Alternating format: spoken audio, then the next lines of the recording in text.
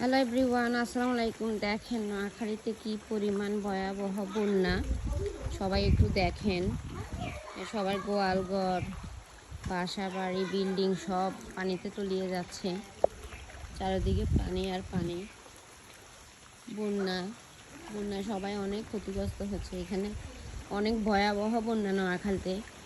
So আপনাদের সবাই যদি একটু সহযোগিতা করেন, একটু আমাদের দিকে তাকান, সাহায্যের হাত বাড়িয়ে দেন, তাহলে এখানে বন্যায় কবলিত অনেক মানুষের প্রাণ বেঁচে যায়। নোয়াখালীতে অনেক অনেক ভয়াবহ বন্যা।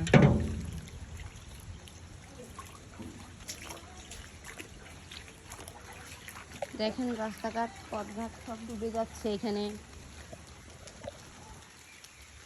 পারলে আপনারা কেউ আমাদেরকে একটু সাহায্য করেন প্লিজ। দূর থেকে আপনারা কেউ যদি আমাদেরকে সাহায্য করেন, তাহলে এখানে অনেক মানুষের প্রাণ বেঁচে যায়। সবাই বন্যার পানিতে তলিয়ে যাচ্ছে, অনেক মানুষ মারা যাচ্ছে এখানে বন্যাতে। প্রচুর পানি, বাড়িঘর, বাসা বাড়ি সব ডুবে গেছে। সবাই না খেয়ে মারা যাচ্ছে।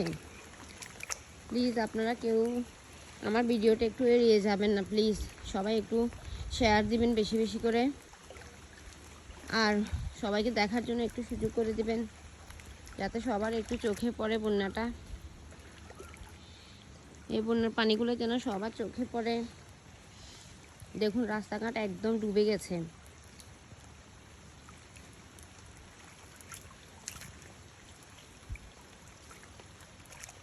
ভয়াবহ বন্যা নোয়াখালীতে।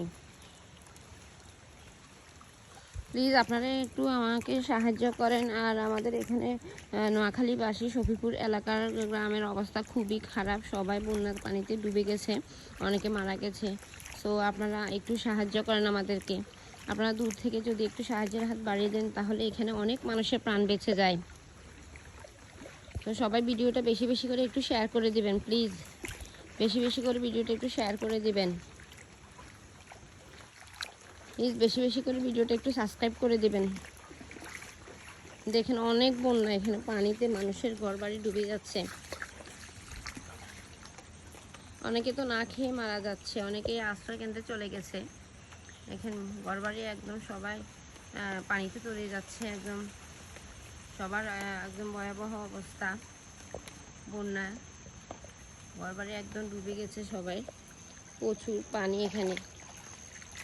আর একটু বৃষ্টি হলে সবাই এখানে পানিতে তলিয়ে যাবে।